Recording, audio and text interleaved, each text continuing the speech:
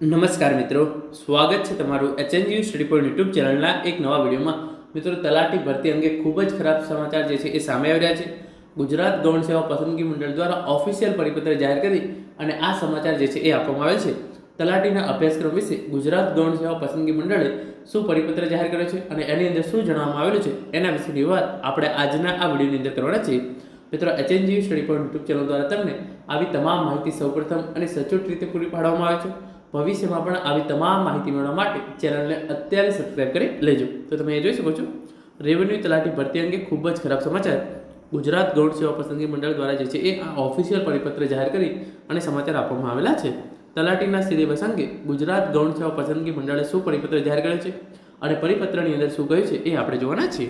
તો સૌપ્રથમ તમે અહીંયા જોઈ લો, જે આ ઓફિશિયલ પરિપત્ર ગુજરાત ગૌણ સેવા પસંદગી મંડળ દ્વારા જે છે એ જાહેર કરવામાં આવેલું છે અને એની અંદર વિષય છે તેમજ વિવિધ રજૂઆતો અંગે.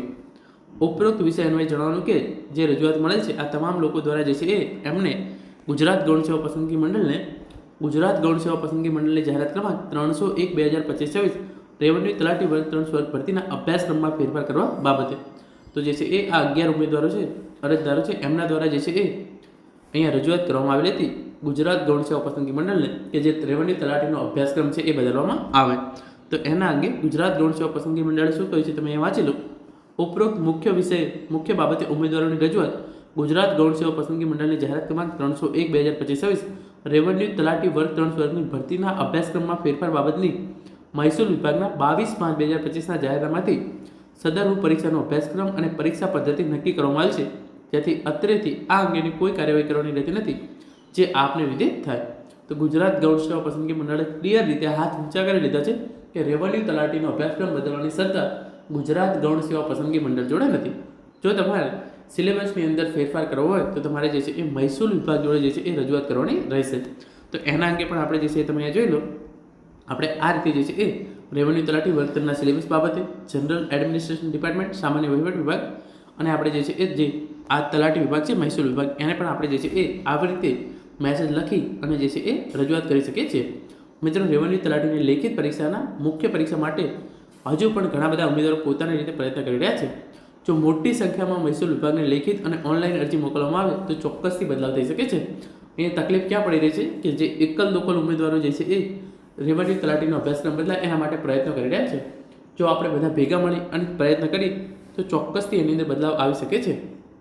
મહેસૂલ વિભાગને પણ ઝડપથી આ ભરતી પૂરી કરાવી છે, જે ત્યારે શક્ય બને જ્યારે લેખિત મુખ્ય પરીક્ષા ના હોય. આથી મુજબ મોટી સંખ્યામાં મહેસૂલ વિભાગ, સીએમઓ અને સામાન્ય વહીવટ વિભાગને અરજી લખાશે તો ચોક્કસથી જે છે એ બદલાવ આવી શકે છે.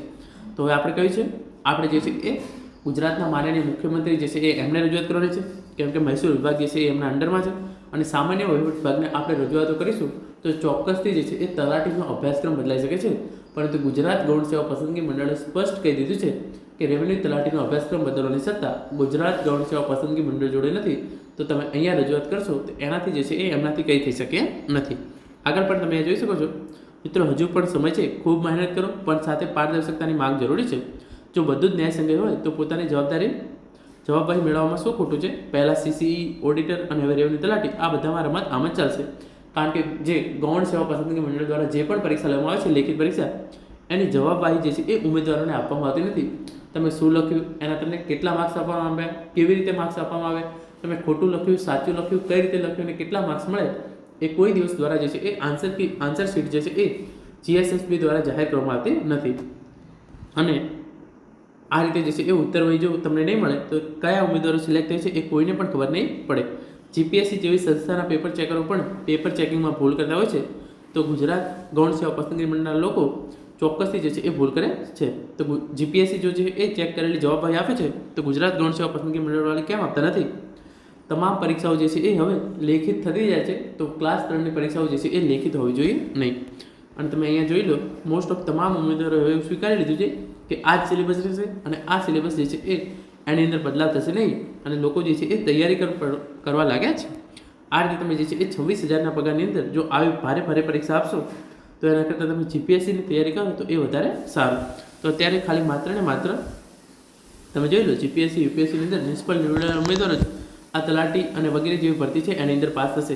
કારણ કે જે ઉમેદવારો જીપીએસસીની અંદર ફોર એક્ઝામ્પલ 200 કટ ઓફ રહેતું હોય અને અહીંયા 190 માર્ક્સ લાવી શકતા હોય એ રહી જતા હોય એવા ઉમેદવારો જે છે એ આ પરીક્ષાઓ ક્લાસ 3ની પરીક્ષાઓ જે છે એ આસાનીથી પાસ કરી દેશે.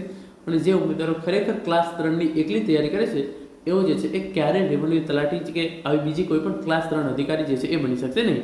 તો આના માટે આપણે જે છે એ ગુજરાત ગૌણ સેવા પસંદગી મંડળે ભલે હાથ ઊંચા કરી દીધા હોય, હવે આપણે જે છે એ રેવન્યુ વિભાગ, મુખ્યમંત્રી અને જે સામાન્ય વહીવટ વિભાગ છે એને આપણે વારંવાર રજૂઆત કરી અને સિલેબસની અંદર ફેરફાર થાય એના માટેના પ્રયત્નો કરવા પડશે. તો મિત્રો આ હતો આજનો વિડીયો, જેની અંદર આપણે એક ખૂબ જ ખરાબ સમાચાર જોયા, કારણ કે ગુજરાત ગૌણ સેવા પસંદગી મંડળે ક્લિયર રીતે કહી દીધું છે કે સિલેબસની અંદર ફેરફાર કરવાની સત્તા એમના જોડે નથી.